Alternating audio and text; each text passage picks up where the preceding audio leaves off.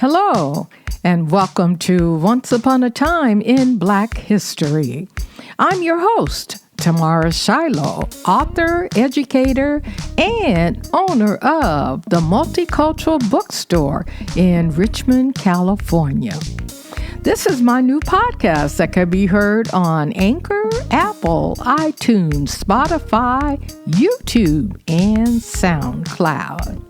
Check us out and be sure to visit my website at onceuponatimeInBlackHistory.com. So today we'll be talking about Mary Fields, better known as Stagecoach Mary, a tough pioneer. Many stagecoach routes throughout America's West covered a variety of terrain on often narrow and rugged trails through deep sands, endless mud, and along steep inclines.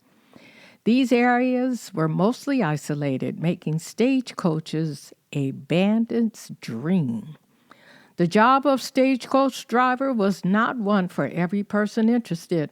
It required excellent horsemanship, driving skills, and great courage.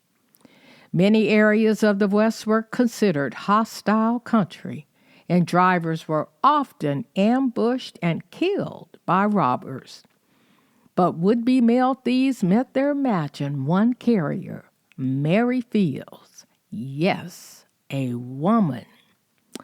The hard-drinking, quick-shooting mail carrier known as Stagecoach Mary was the first African-American woman to carry mail, was known to greet the 1890s Montana bandits with 2 guns and a bad attitude.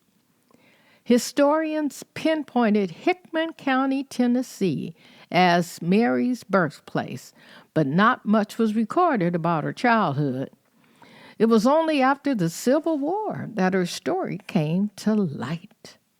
Along with other freed slaves, Mary traveled the Mississippi, working on riverboats as a servant and laundress for families along the same route. She later settled in Toledo, Ohio, where she lived in a convent working as a groundskeeper. Her personality was at odds with the convent's serene lifestyle, and trouble ensued.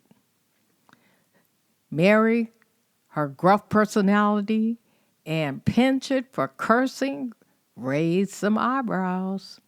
When asked how her journey to Toledo was, she reportedly replied that she was ready for a good cigar and a drink. Go girl. Historical records show that the nuns complained about her volatile temper and her difficult nature. This attitude led to Mary's being kicked out of the convent. She then took in laundry, did odd jobs, and became known for liking hard liquor and gunfights. What a woman. Her reputation, although considered tough and negative by some, would soon pay off. In 1895, Mary received a contract from the Postal Service to become a star carrier, or an independent contractor who carried mail using a stagecoach. As a skilled gunfighter armed with a revolver and a rifle, she was equipped to protect the mail from bandits and thieves. Mary was the second woman in the United States to serve in that role. She intimidated would-be thieves with her height and her tough demeanor. At 200 pounds, she was said to be a match for any 2 men in Montana territory. You go, girl. She had a standing bet that she would knock a man out with 1 punch, but no one ever took her on.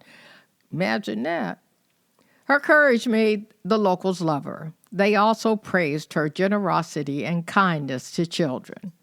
Mary eventually surrendered her mail route and settled in Cascade, Montana.